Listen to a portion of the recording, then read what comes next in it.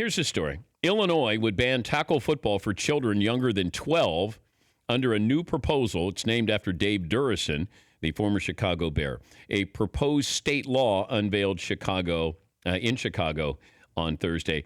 Durrison took his life back in 2011 at the age of 50. Now, Dave Durrison's death was found. He was found to have suffered from CTE, the degenerative brain disease that had been linked to repeated head trauma. Now, there's been different reaction to this, and we brought this up. I said, until a politician picks this up and kind of takes the baton, we're just going to talk about this. Can you enforce this? Do you want this enforced? Now, there's a doctor who says, hey, there's no data that says, if you start at 12, all of a sudden, you're going to have less brain trauma, or it does help. The answer would be 0 hits to the head as opposed to how many. So it has to be, something positive, whether you want it or not. I would still like to leave it up to the parents. I would like for you to decide if you want your child to play. Would I like to see no contact until you're 12? Yes. The less contact, the earlier, it's just, you're going to have it eventually. It's just, when does it start? But I do think it should be up to the parents to decide.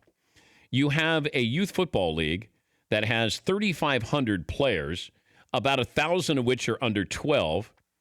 And they've already had numerous changes to the game. They're trying to have safeguards here. They're trying to protect, but it is a gladiator sport. We all know that. It's, do you want government, local government, involved in this?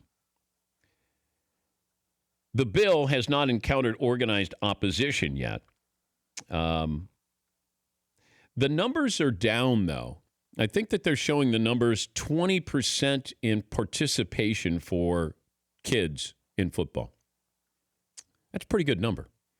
Could you legislate this in Texas? I can't imagine Texas football allowing this to happen, or Florida football, or California football, or Pennsylvania, or Ohio. There's certain places I just don't know if they would legislate it. Yeah, Paulie. In New York, about a year ago, a state senator put this bill up. Children under 13 would not be allowed to play tackle football. He proposed this last year. It's up for a vote in the next coming month. But he sponsored the bill. He could find no other politicians to co-sponsor with him. And analysts say it's unlikely it'll pass. Yeah. I think it still should be a parental decision. Because whenever somebody says, would you let your son play? If he wanted to play, I would have let him play. I'm glad he didn't want to play. But if he did, my wife and I would have discussed it. And I probably would have said, let's see if he likes it.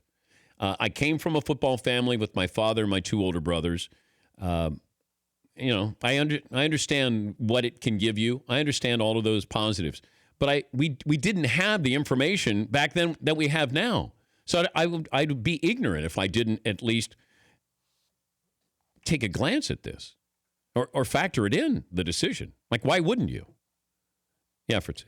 Could it let some parents off the hook that don't want to tell their kids no and just explain, hey, this is a government situation. This is, it's federally, banned from you letting you play, so a kid doesn't feel like the parents are crushing their dreams that they want to go out there and play if they're just not allowed. Well, you're not going to be able, if there's a law, then you don't have to say, hey, thank God I got this law. I don't have to tell you.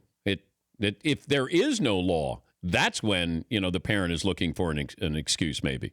But there is a law. So, parent just goes, hey, you can't play, Johnny. You're 11. No. It's when you get to that age and you have that conversation. And, I didn't have the conversation. But had I had the conversation, I would have said to my wife, yeah, let him try it. Let him play. Let him see if he likes it or not. I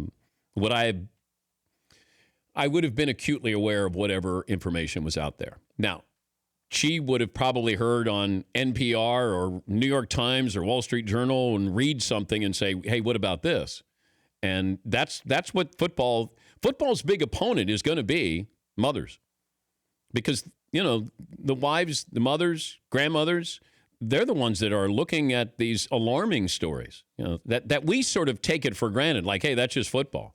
It's different, though. With what they take in, they're kind of listening to what's the worst case scenario here. And I've seen this with, wives that I've been around. And they ask me, about this because they have younger children. And I said it's individual. I'm not going to tell you whether you should or shouldn't. Is it safe? No, it's not safe. Well, then why do parents let their kids play? Well, is it monitored? Are you taking all the safety precautions? If you do get hurt, do you come out? Like there are things you can do. There's safeguards here. But man, I'm the last one to ask, hey, should I allow my kid to play football? I would never want to be in that situation, nor would I want somebody to tell me that either. And that's why I think Chicago, they mean well with this. But I just don't know if you're going to get people who sign up for this. Unless you get moms who get involved in this. It's not just a politician. You need to have somebody who's the person you can go to, and then it's going to be strength in numbers. Until you get that, if there's no groundswell, then I don't see this passing. Don't. I like the idea. I just don't see it passing. For more Dan Patrick Show, tune to Audience Channel 239 on DirecTV or download the Dan Patrick Show app.